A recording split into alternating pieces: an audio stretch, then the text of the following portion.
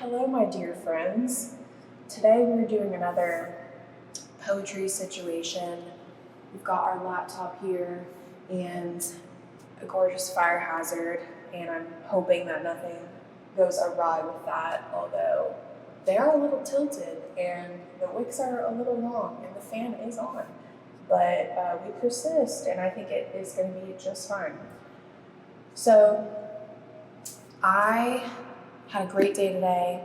I feel very accomplished. I feel very proud of myself, and I'm being so secretive on this channel recently, but it does have to do with work, and I'm just like feeling good. But I just wanted to make a video today, and I think we're gonna dive into some more poetry to kind of follow up on that other video that we had, but some different words for us to connect with. And I'm trying to go on my Instagram to get, I think I'm like blocking it severely with my laptop. Let me move the microphone out of the way. There's an older one that I wanted to read, and then we'll do one of our newer ones as well. Let's see. Okay. So let's start with the first one that I kind of crafted a while ago. And this is back whenever I was doing night shifts, and this was like the first kind of piece of writing that I had done in a really long time, and I felt pretty connected with it. So it is called The Lighthouse and the Piano, or my bad, The Lighthouse and Piano. And this was kind of the art situation that I did for that. A reflection about finding purpose and letting go of putting pressure on yourself, which I feel like is great for all of us. All right, I need to remember how I did this. Okay, here we go. I feel like there's this blurry expectation to be a lighthouse. For others, for myself, I'm not quite sure. But what I can say is that the lighthouse must feel the pressure too, to exist for one sole purpose, to function. Maybe all things are silently suffering, begging for an outcome different than the one handed and assigned to them by the hand of fate, perhaps. Feeling stuck in a perpetual state, unsure of how to change its circumstances. The piano suffers too, for it exists only for one sole purpose, to produce a result, an outcome, sound. The human is the one responsible for breathing life into these inanimate objects, to make them work. The human is the one in control, not the object. The human must maintain, repair, and tend to the lighthouse in the same way the piano must be tuned, dusted, and played to serve its purpose. But what about the day the lighthouse no longer requires a keeper? Nobody to tend to her grounds and to her every need. The fate she faces is sitting still in stagnancy and wasting away all alone. She is tucked far off in the misty corner of the beach, abandoned. She once had someone to explore her every corner, walk on every stair, and inspect her with intention and care. There was a sweet level of symbiosis, whether either party was aware of it or not. The keeper kept, and the lighthouse lit. Yes, she guided sailors at sea, but she herself was not even aware of her purpose. She simply existed. If anything, she was manipulated by man to serve her purpose. She was constructed to function for the benefit of man. It wasn't even something she picked for herself. So what does that say about me? Was I created and brought onto this earth intended for one sole purpose? One that is out of my control, and my keepers will be the people, places, and situations divinely orchestrated and sent to meet me on my path and tend to me, via conversations, observations, connections, and lessons meant to advance me and make me better fit to fulfill my purpose? Or do I have more autonomy and say over my own life than that? Am I destined to exist simply to serve a preordained purpose, one primary one? Or am I meant to fly more freely and coast and float and explore like the seagulls, not bound to a singular spot till the end of time? The freedom to dance and come and go as I please. The freedom to walk in and out shall I desire that path. To wander, to run, to hide, to avoid, and one day to return again, if I so please, but without bounds. On one hand, it sounds suffocating, thinking about never being able to escape one's destiny, to be chained to an inexplicable and unavoidable outcome for oneself. But on the other hand, there's a sense of foggy, lingering peace, softly whispering and tempting me to fall into its misty, magical, unknown spell. To float among the water particles in the air, losing myself in the fog and fading away until I am no longer me. No more worries as they slowly dissolve into nothing. No more fueling the anxiety-driven, panic-stricken pursuit and fighting the inherent urge and desire to do something, be something, accomplish something, do this, do that, and everything under the sun every single day of my life until my last breath escapes my body and I finally fade into the fog anyways. Running myself dry and thin just for the sake of having or fulfilling a purpose. So what am I so stressed for now? What's the point? Isn't that just a reckless act of me intentionally wasting my life away? Letting myself succumb to situational forces outside myself, ones I have no hand in controlling or directing which way they go and how they function? I think it's time for me to relax, to stop constantly pushing and pulling myself around, making myself seasick, trying my damnedest to find answers, continually seeking, forever hunting, on the quest for God knows what, the treasure? Like, what am I even looking for anyways? Aimlessly exploring has its appeal, but when the outcome is always endless exhaustion and empty-handedness, you have to step back and ask yourself, why the fuck did I step out and what did I start looking for in the first place? Makes you wonder, why do these silly humans feel the need to try so hard to find their purpose when there's a lighthouse and a piano that 9 times out of 10 are simply okay with just being? Boom. I got into that. Oh my God. It's crazy how, like, this was 93 weeks ago. Don't ask me the math on that. Not that it matters, but I'm just curious. 93 weeks ago in years. That's like 2 years, right? 2022. Yeah. Crazy. That, like, words from a time before is, like, hitting so deeply, I feel. Especially that ending part. It really just makes you want to just be, you know? And just kind of relax and not always feel the need to, like, seek and hunt and find and have and just, like, to be, you know? But I love that one, and that one was one of my first ones that I did really ever in my, like, adult life, like writing, I guess. So that was a little bit of a longer one. And let's see. So I ended up typing on my notepad, like, a collection of most of my writing. It's not all of it, but it's like the kind of the more, like, within the past couple of years ones. And this one was like, how old was this one? Let's see. Not that it matters, but let's see. March. I wrote this before March, but I think I, like, shared it and posted it in March. But yeah, it was definitely before that. So this one is called Melancholy in My Cellar. Okay. Ready? Melancholy pays me a visit. She appears in the garden courtyard, softly smiling, eyes fixed on pastel skies, where wispy clouds tickle the air and birds float by. I catch a glimpse of her crystal eyes through that cream-brimmed hat. A pistachio silky bow effortlessly bounds and flows in her buttery angel soft hair. Everything blooms in her world. Archway of roses, shrubs manicured with gentle precision. Care is the keeper. Spinning in carefree circles in the dewy grass, ending each day where the glimmering ocean meets the night sky, crashing on the coast of peace and calm. She fills her lungs with the kind of air I've never felt in my chest. Dare she see the walls of this cellar? Melancholy doesn't come around here. The floors creak, aging dust settles and keeps settling. It stirs with a kick. I want to save her from here, where it's dark, where it's cold, where the mice scurry and make their home in between barrels and jars. They're comfortable, as am I. Must I protect that melancholy girl? I thought our candle was about to take off. They're kind of crazy. So yeah, that's a melancholy in my cellar. That, it's interesting, because I feel like at the time of, I'm blocking the mic again.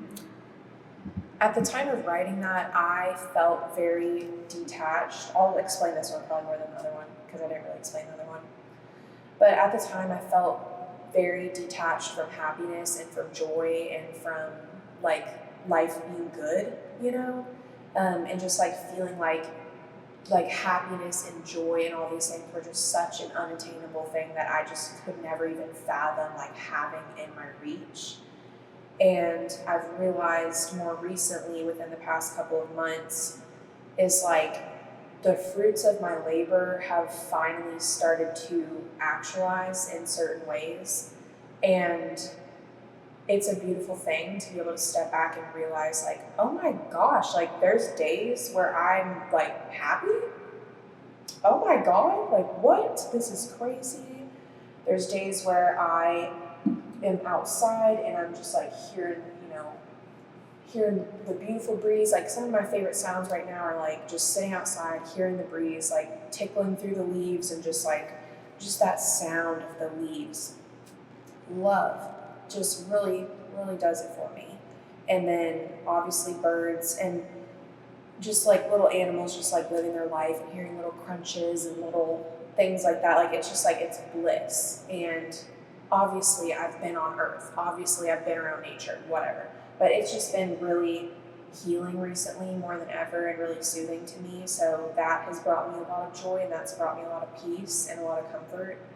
And also, I didn't want to make this video about like personal stuff necessarily, but I will just say like, cause it has to do with this, is like, whenever you work hard to get yourself out of situations or, toxic living situations or toxic jobs or just things that aren't in alignment for you, it might be scary or it might be like hard or whatever for you to leave some of these things, or maybe easy to leave some of these things. Either way, it doesn't matter, but it's just the act of like cutting things out and kind of freeing yourself where you might not feel that weightlessness right then, but the more efforts that you kind of put in and work on yourself more and more, eventually things just like open up to you and things just start to shift and start to change in a very beautiful way, in a very tangible way where you can actually see it in your body and your emotions and your just like spiritual self. Like you start to feel like at peace and actually good, and like you do feel joy and you do feel positivity. And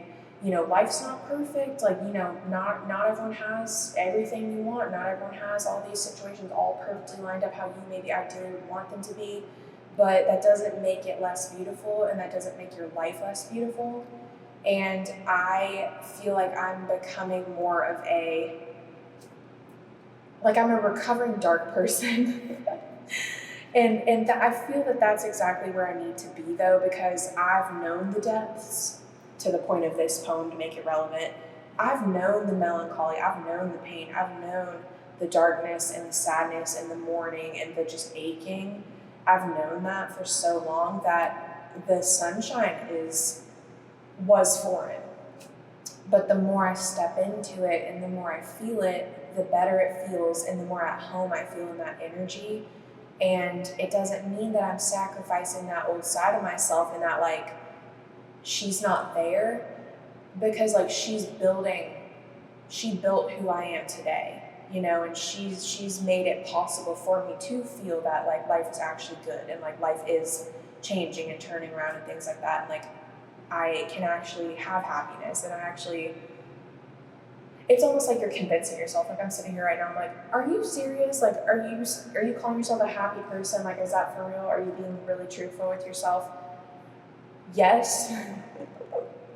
There's still pain, there's still dark, but I think really just learning to live a little bit softer and to be more open to softness and loveliness and just beauty just being around you, and it not making you weak or not making you like overly vulnerable to the point where like pain is just like destined for you. I think that's a lot of the mask of the darkness and of the like living in the shadows. It's a protection mechanism. It's to protect yourself. It's to protect your feelings. It's to protect you from experiencing pain when you already do experience pain. So, but I just think I've moved away. I'm saying past tense, but like I feel that I've moved away from that way of life, and I just feel better. And I'm really proud to say that I feel that this melancholy girl, the one in the beginning, where the line of she fills her lungs with the kind of air I've never felt in my chest. I feel so blessed that I've felt that air in my chest now. I've felt this, I want to say the starting bits, but that kind of implies that like there's more, which, you know, there is. There's lots of beauty to experience in life, but like I've genuinely felt that actual air, that feeling of peace and that feeling of contentment. I've felt that in my lungs and in my chest recently, and I just am very proud of myself for getting to that point. So not that everything needs to be about advice, and I'm not saying I'm like the queen of, you know, helpfulness and things like that, and, you know, I'm not perfect at all, but just like challenging yourself to know that you're deserving of beauty and you're deserving of a peaceful, happy life, and that you don't always have to accept pain and you don't always have to accept lesser than. Like, you are worthy of so much more than you think. I think you just need to work on your environment and work on the people you're surrounding yourself with to get you lifted and to get your energy out of those spaces. So, and that will help you start to realize your worth too. And I think you'll also feel the happy, melancholy girl rather than the cellar girl, which I know deeply too. You know, I know that life, that the sewer rat energy, you know, runs deep. I get it. Love Miss Raccoon. Love her so much, but we're entering our lighter experience, and it's kind of nice. So that is that. Let's see. Here's another old one. Yeah, okay. This one's a little bit more of a, kind of takes you on a little bit of a journey. I'm not saying, maybe we won't even preface it. We'll just read it. But this was written like 2 years ago, maybe a little bit less than that. There we go. Okay. Ready? It's like you go and call a damn cheerleading cheer or something like that. Okay. All right. Does it scare you? Impermanence. Gone as fast as it falls in. Does it freak you out? How all you have is desire until it comes? Then what are you left with? Does it make you mad? That constant slipping away, sliding on through jelly glass. But does it make you sad? Knowing it won't stick, saying yes to that which will become a no, fizzle and fly on by. Does it feel like something's missing? Always, waiting on a forever that will become a never, endlessly spinning in an illusion, counting on a revolution. A fool, I'm dizzy, wait, the fuse is lit, but where's the end? Right, I'll keep on spinning. See what I mean? That one's got a little bit more of an energy to it, I feel. Now, this one, I'm trying to think of at the time how I was feeling. I feel like that's kind of interesting as well whenever I dive into these poems to try to remember like where I was at. Does it scare you? Impermanence, gone as fast as it falls in. Does it freak you out? How all you have is desire until it comes. Then what are you left with? Does it make you mad? That constant slipping away, sliding on through a jelly glass. That was my favorite line. Loved that one at the time.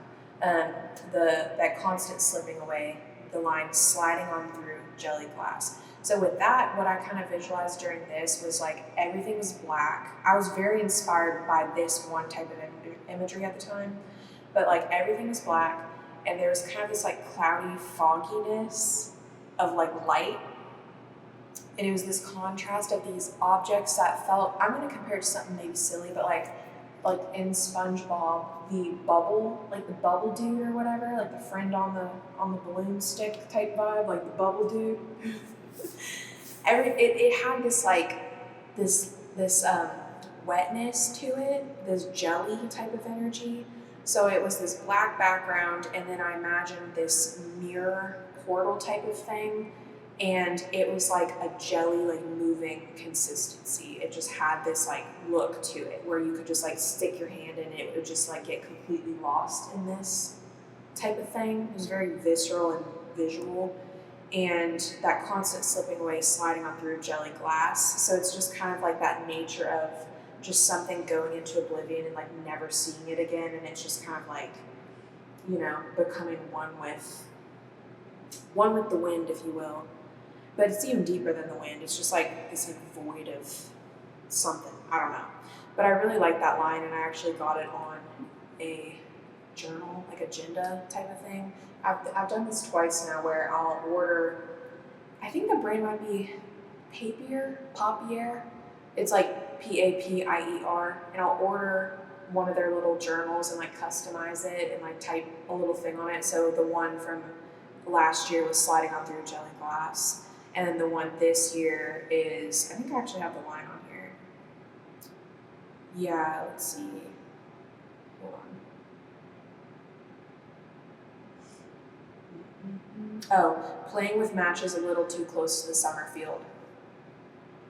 Yum. Yum.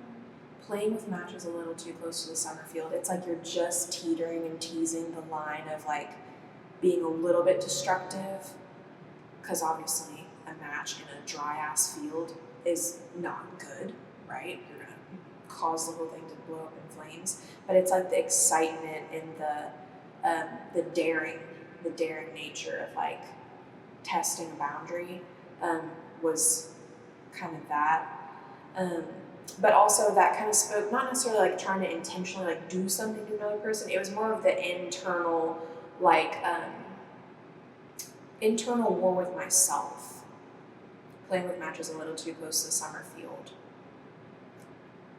Basically not doing what's best for me, you know, at the time, being a little bit more destructive, being a little bit more reactive, a little bit more.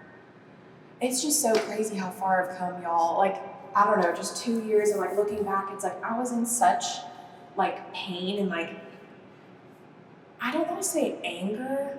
I mean, not that anger is a bad emotion, it's just, it is a thing, and it can be very destructive and harmful. But I think just like coping with my emotions in a way that it came from a place of pain and it came from a place of hurt. So I feel like that's kind of a line from that.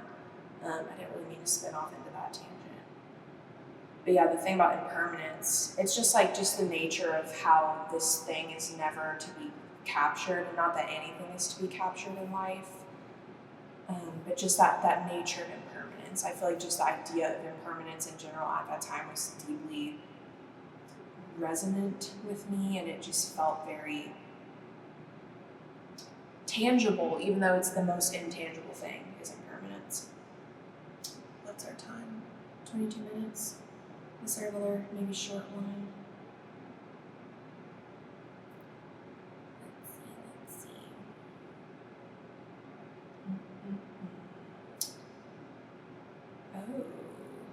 Oh. Maybe we'll do one more. This one is a little bit more, it's like kind of maybe slightly longer as well. It's not as long as the first one, but it's definitely longer than the second one. So I'm just going to read it anyways, because why not, right? Okay. Sorry, I feel like I'm in a weird like mood or headspace or something like that, or like I'm seeming more like abrasive and not as soft for some reason. I don't really know why. I think it's just because it's hot in here. And like whenever it's hot, I get not calm, you know? Okay. So this one doesn't have a title, but it's a thing. The immersive sensation of being dipped in a hot, bubbling container of wax. Mentally preparing myself to dip in and out over and over, barely enough time passes between to breathe. The machine of fabrication and falsehood. Each layer adding to the mask and the stiffness of this reality I do not recognize. The shell hardens, getting thicker and thicker, denser with each pass. Hello? Knock, knock. Echoes reverberate in the walls of this shell, separate from the outside world. The air is tighter in here. Whispers of anguish bubble to the surface. It's dull and quiet, but still there, looming. The wax continues to take me. The shell grows and I find myself completely enveloped, drowning in this external encasement. Internal world shrieks and rumbles with despair. A deep pang tears at its walls, clawing at the fibers of my being. A desperation for freedom. That gnawing feeling, once slashing at every bone and every tissue, feels a little less powerful the more I scream, the more attention I give to breaking the shell. Light appears in the pitch-black cavern, peeking through a pinhole of the shrillness of my screams must have created. The dullness becomes a blazing fire. My voice melts the walls. My demands of escape torch the wax cage. I can breathe again. Unscathed, I emerge, suffocating from the inside out to life outside the wax mold. Feels good out here. So that's that one. I'm noticing a theme with all of these, or maybe not all, but this one. I feel like it goes from feeling trapped to a feeling of freedom.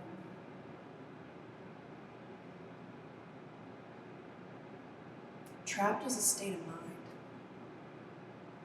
It really is. So that's it, I think, for today. Here's my stickers. I don't know if you guys have been around long enough for seeing these. I did a video on them a while ago, kind of showing them, but love the vibes. Oh, this sticker. Wait, is that the one? Well, I do like this one. This one right here. It says, "It's okay to decay."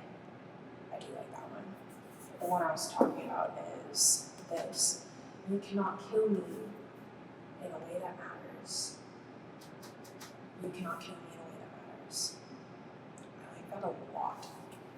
Okay, so that is going to be it for our little poem deep dive of the day. I hope you guys are doing well, and I'll see you when I see you.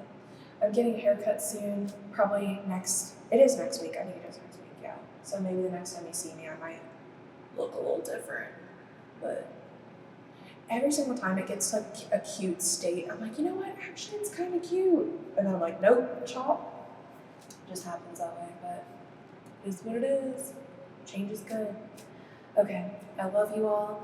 Let me know if you guys first of all like these poetry videos, and if you ever resonate with a certain one. I'd love to know, if you all really hit home with you or something. That'd be kind of cool to just see what people are thinking. But that is it. I love you all. Thank you so much for watching and supporting me as always. I hope you're having a beautiful week, and just keep your head above the water. You're gonna get through anything and everything. We always do. We keep pushing. If you're alive, if you've got breath in your lungs, you are doing pretty good. So just give yourself a little bit more credit and give yourself a little bit more grace and love than you do. I'm definitely one to beat myself to shreds emotionally and mentally, and I know how hard it can be. So just stay strong and believe that those beautiful days are coming, those brighter days are coming, and that you can do it. I believe in you. Okay. Peace out. Love y'all.